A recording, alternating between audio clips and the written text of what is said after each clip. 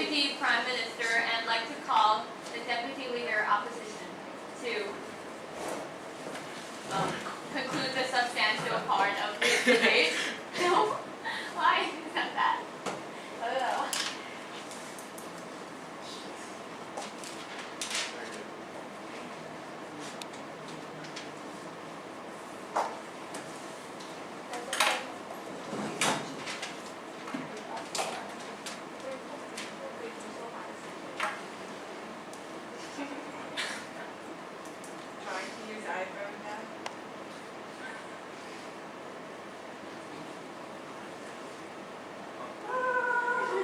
Landy.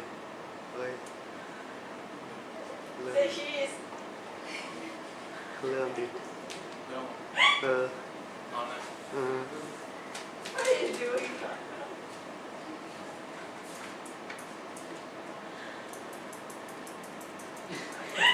We believe that aid is better than trade, while trade doesn't work and cause more harm at the end of the day. First, let me move on to my rebuttal. The first rebuttal, they said that the trade causes long-term cooperation. But we say that aid also causes cooperation because if we give them money, it will increase their between international relationship at the end. So therefore, the long-term the cooperations exist in both cases. And we rebut that if they lack resources to trade, if they lack resources to trade, what do? They said that they will strive to trade. But if they are unable to strive to trade and they fail, what would happen? They didn't come up with a case to help these people. If they are unable to strive, what would they do? And the second rebuttal, they said that it makes the developing world have dignity.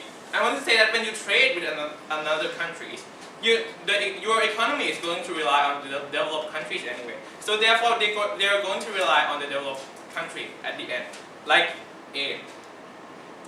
And I want to say that the third rebuttal is that trade worsens the society. First, the economic backlash, because when you trade them, the industry from the developed world is going to come in and replace all the industry in developing world. So therefore, the economy in the developing world would suffer. And the social backlash after the industry in the developing world has been shut, this means that it makes people lose their jobs, and also these mean that people lose their jobs and makes people enter the state of poverty. And also, the fourth rebuttal is that trade is infeasible. And why is that? Because trade only rewards people that can trade. What if the people inside the country is unable to trade? How are you going to ensure that the money is going to the people that is unable to trade? So therefore, you didn't help all the people in the developing world. First, let me move on to my argument. The first argument is that it's sustainability. Let's look at the reason why the developing country is poor. First, they lack resources. Second, the government is not legitimate enough. And third, they are in economic debt. You can see that trade doesn't tackle any of these problems at all, because trade only helps people that is able to trade, as I said before.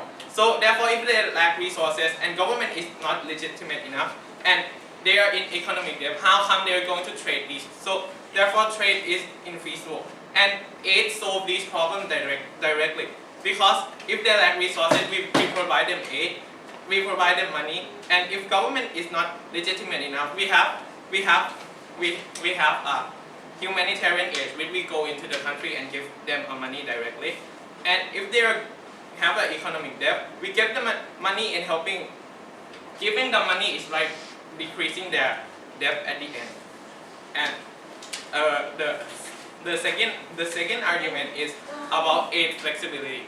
Aid can be distributed to all people, because they have social aid, financial aid, and development aid. So therefore, aid can be distributed to all people. Okay.